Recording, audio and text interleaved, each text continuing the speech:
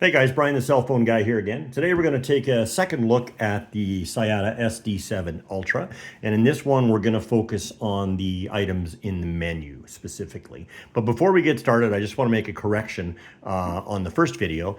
In the box there was three smaller black boxes. Then the first one contained the battery, the second one contained the USB-C charging cord, and the third one was empty. I'd inadvertently suggested that that would contain or should contain the power block.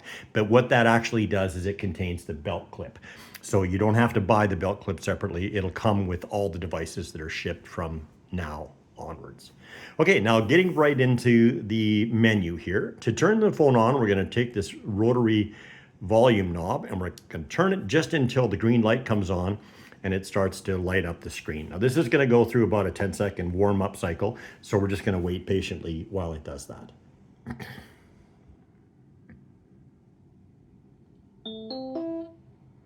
Once we hear those wake-up tones, it's only got a few seconds left to go.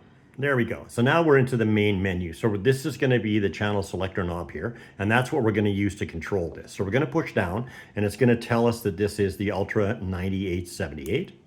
And the first item, as we rotate the knob to the right, is the flashlight. Push it down to select it, and this gives us the choice of on or off. So if we push it down again, it's going to turn the flashlight on, but now it says click to off. We're going to click that, and now the flashlight has turned off. Back gets us back to the menu. The second item is the network, and this is where the device decides how it's going to transmit. So your choices are the cellular network. You can transmit over Bluetooth, you can transmit over Wi-Fi, you can use a hotspot, or you can use NFC. Now the last one is APN, which is access point name. This is automatically configured when you put a SIM card in, so you don't really have to play around with this, but it is possible to make adjustments, but we suggest that you leave that to the administrator or the IT guys. The third one is location, and this is simply an on-off toggle as well. And what this does is it allows the radio to be visible to the console, which is back in the office. Audio is how you control the sound of the device, and it allows you to control the media volume, the call volume, the ring volume, or the alarm volume. And how you control it is with the volume knob. So as you rotate this knob to the right, you're going to notice that the volume increases. And as you rotate it to the left, you're going to notice that the volume decreases. The next one up is covert mode. This one is primarily intended for law enforcement and jobs of that nature. And what it does is it allows the instruments to go dark. So if you push that, it'll say click to on. So we're going to click the on, and it says enabling covert mode, and now the screen has gone dark. It's important to realize that the radio has not turned off. It is still functioning, but it won't make any sound or shed any light. So with this mode, you're going to have to use one of the surveillance mics or the remote speaker mics. Now, if a user comes to you and says, my device is turned on, but it doesn't do anything, it's quite possible that they've accidentally put it into covert mode. And the simplest way to fix that is simply to turn the device off and turn it back on. And then it'll go through its entire sequence again. So there's the vibration. Now the screen will light up. The green light will come on, and in about 10 seconds, we'll be back up and running.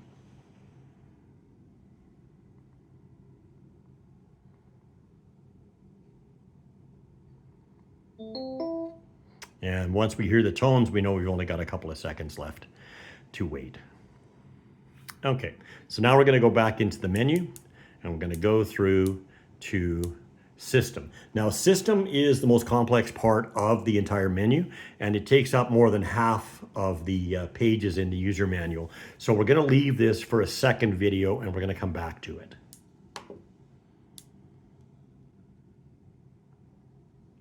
Support is the next one, and this one starts off with the Esper ID. Now, Esper is not a service that you have to subscribe to. Esper is included in each radio that is purchased. Now, Esper is a mobile device management software similar to something like VMware or something of those lines, but VMware is more tuned to full functioning smartphones, and Esper is more tuned to single source devices like this, or tablets in restaurants or medical facilities or barcode scanners or something along those lines. But Esper is included for the life of the radio, so you don't have to actually pay extra for that.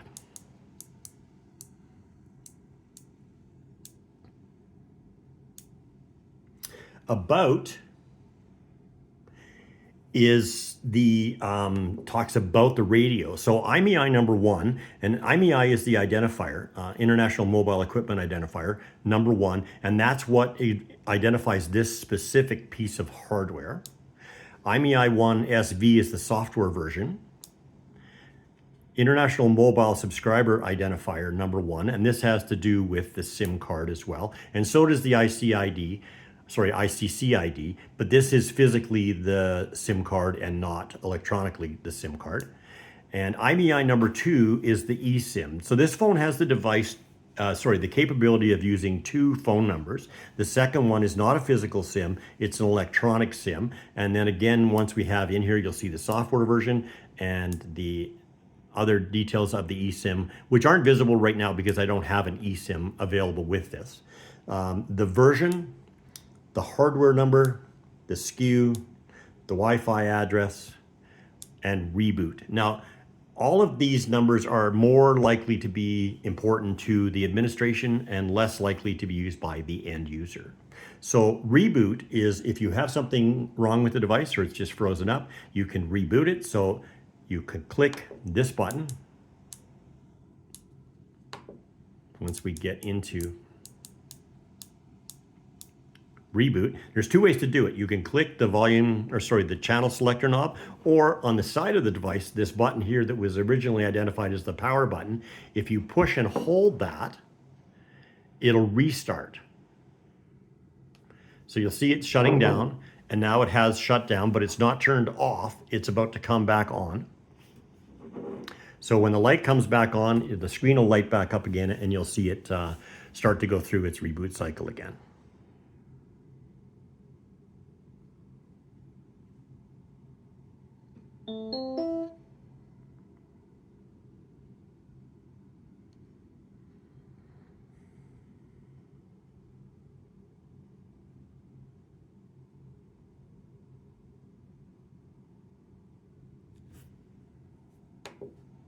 And there it is back. So it's back to rebooted.